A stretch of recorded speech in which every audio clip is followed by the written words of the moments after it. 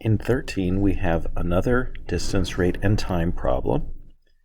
So I'm going to set up a chart to organize the information. And our speeds are measured in miles per hour. That's our rate, which we always want to write first. That suggests that we want to multiply by hours and get a result that's measured in miles.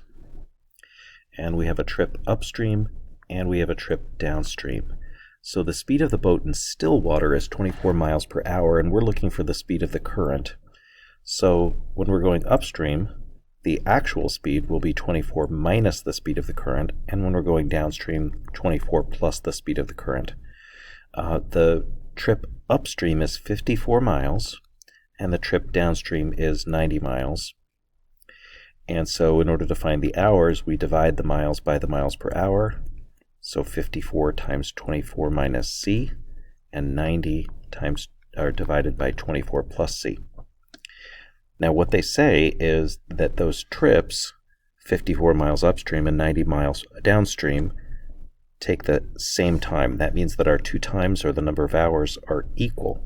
So 54 divided by 24 minus c is equal to 90 divided by 24 plus c. Now we can certainly multiply through by the least common denominator, or we can cross multiply. So 54 times 24 plus c is equal to 90 times 24 minus c.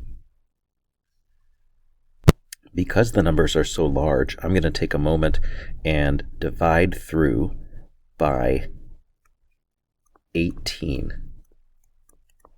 18 is the greatest common factor of 54 and 90.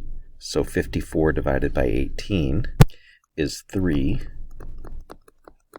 and 90 divided by 18 is 5. This is going to make our arithmetic a little bit easier on this one. So 3 times 24 minus c is 72 plus 3c, and 5 times 24 minus c is 120 minus 5c. Adding 5c to both sides,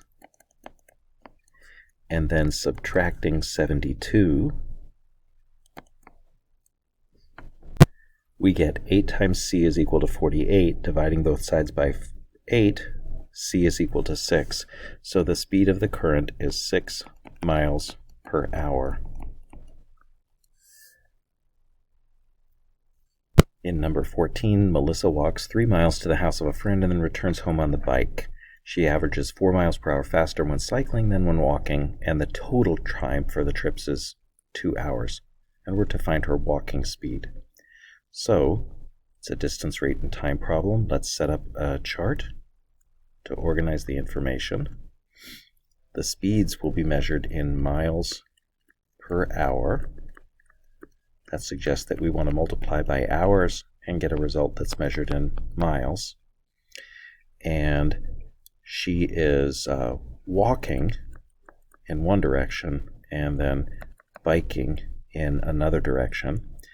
She's going to average 4 miles per hour faster when cycling, and we're to find her walking speed. So we want to find her walking speed. We'll call that x.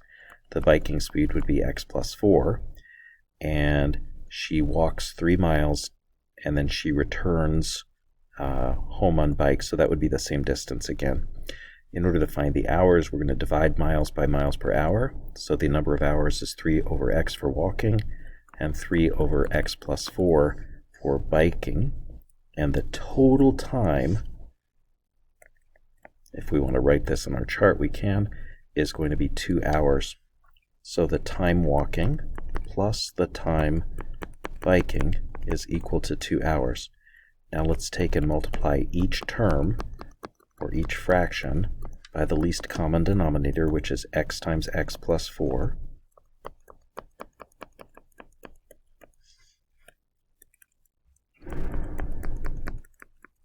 And then simplify by canceling common factors in each multiplication. X is in the first multiplication, x plus 4 is in the second, and nothing in the third.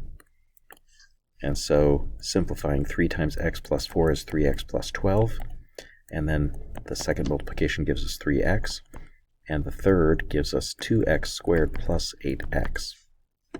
Let's combine like terms. and then move all of our terms to the right side of the equation. And so I'll subtract 6x and subtract 12. What you'll notice is that all terms here are divisible by 2. 0 divided by 2 is 0. 2x squared divided by 2 is x squared. 2x divided by 2 is x. 12 divided by 2 is 6. Now we can factor much more easily x plus 3 times x minus 2. And if that product is equal to 0, then either x plus 3 is equal to 0 or x minus 2 is equal to 0.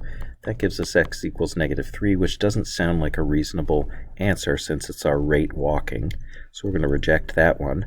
And the second solution, x equals 2. So it looks like 2 is our walking speed, and that would be measured in miles per hour. For number 15, we have two cars that are traveling at different rates, and in the time that one travels 300 kilometers, the other travels 450 kilometers. So this suggests distance, rate, and time. Let's set up a chart to organize the information. Our rates will be measured in kilometers per hour.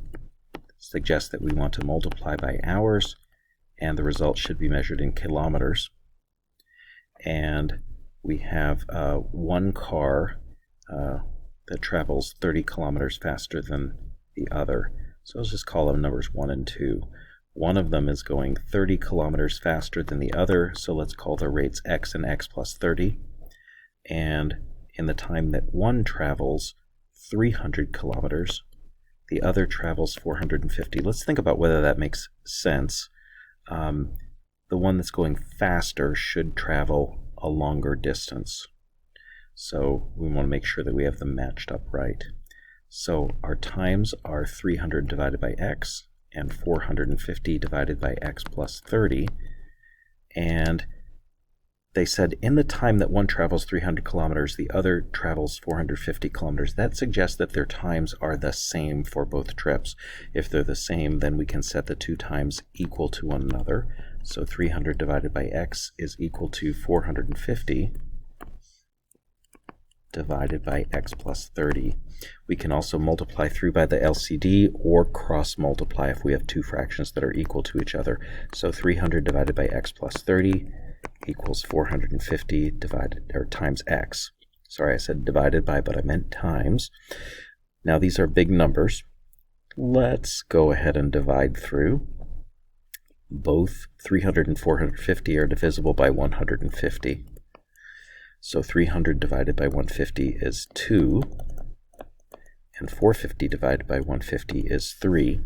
That's going to make our math a little easier. And then subtracting 2x, we get x is equal to 60.